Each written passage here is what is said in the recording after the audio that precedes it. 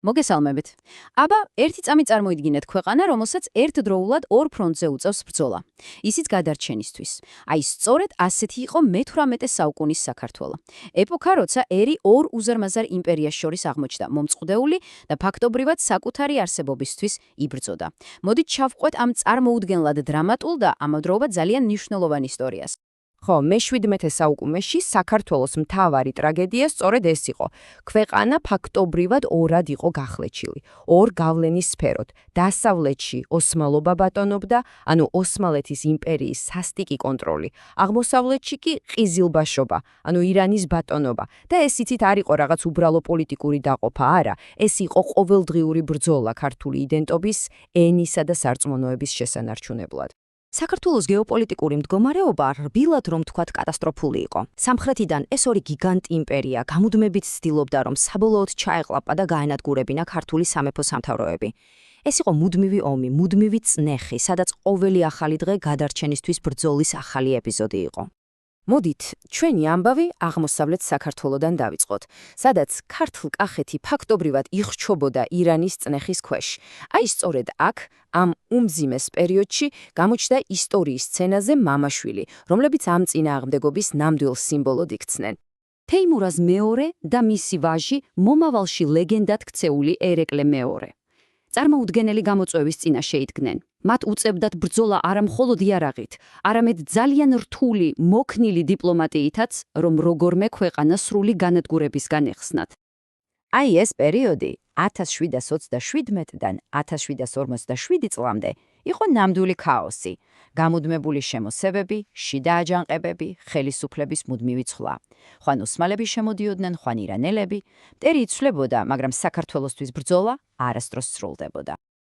და აი, სანამ აღმოსავლეთში ერეკლე და თეიმურაძე ამ ბრძოლებში იყვნენ ჩართულები, დასავლეთ საქართველოშიც რაღაც ძალიან მნიშვნელოვანი ხდებოდა. იმერეთში ტახტზე ავიდა მეფე, რომელმაც ოსმალეთის იმპერიას ღიად, ყოველგვარი მიკიბ-მოკიბის გარეშე დაუპირისპირდა.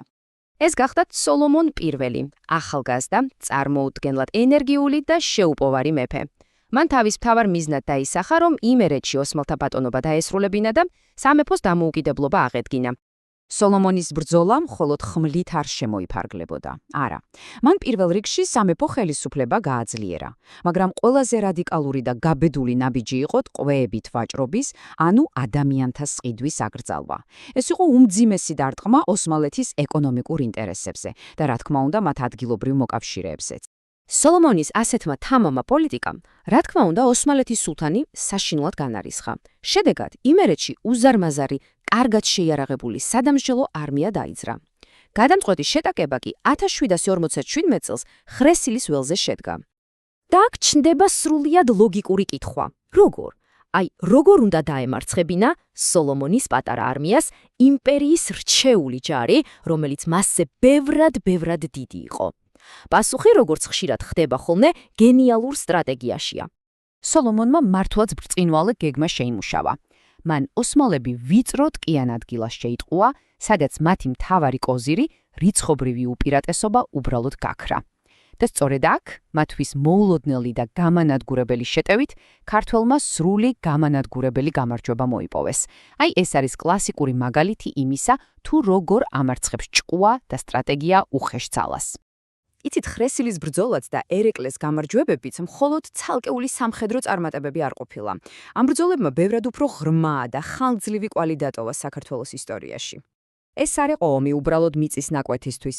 ეს იყო ბრძოლა ქართული იდენტობისთვის, კულტურისთვის, მომავლისთვის.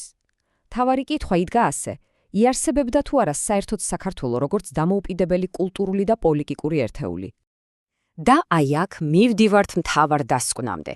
სოლომონ პირველისა და ერეკლე მეორის პარალელურმა ბრძოლებმა, მიუხედავად იმისა, რომ სხვადასხვა ფრონტზე მიმდინარეობდა, დაიწყო ერთიანი ეროვნული ცნობიერების ფორმირების პროცესი.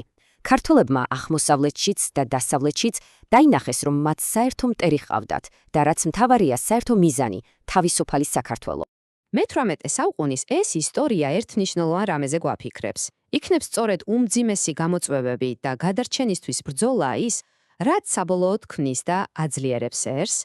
ეს არის კითხვა, რომელიც ალბათ დღესაც ისევე აქტუალურია, როგორც მაშინ.